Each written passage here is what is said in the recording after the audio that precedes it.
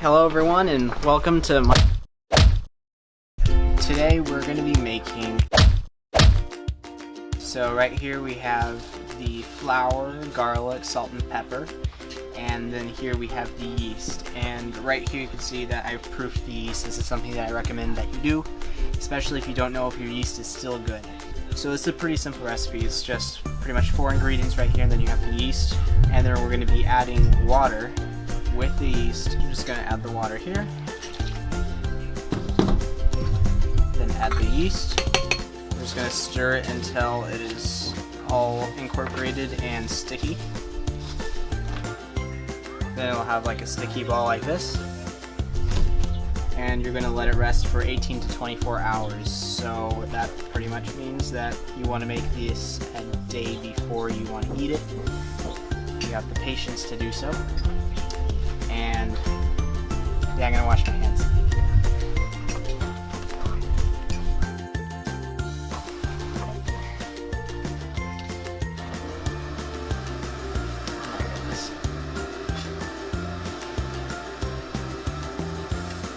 Why is this sound gonna stop?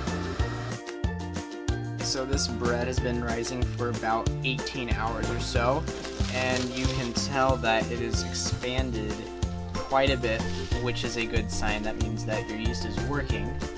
If the bread is the same size that it was when you put it in the bowl yesterday, don't use it because the yeast is obviously dead. But in this case, it rose quite a bit, and we'll mold it into a circular shape like this. And once it's like this, you can go ahead and just make it a circle with your hands. You don't have to do it on a surface, although it is a little easier.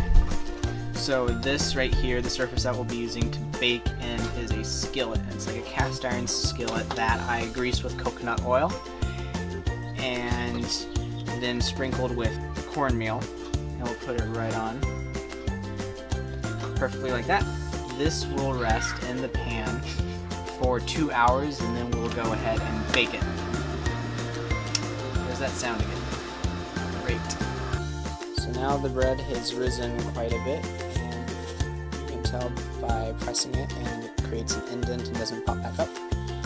And now we're going to preheat the oven to 450. So you want to preheat the oven to 450 about 10 minutes before it is done rising. So now that the oven is preheated to 450 degrees, we'll go ahead and put this in. And that'll bake in there for about 30 to 40 minutes. And this is what it is after it is done baking. You can tell because when you tap on the top it feels hollow. Ain't that nice? And this is what it looks like when you cut it in half. It takes 24 hours to make, but it only takes about 20 minutes of your personal time. And there you have it. Thank you for stopping by, and thank you for watching.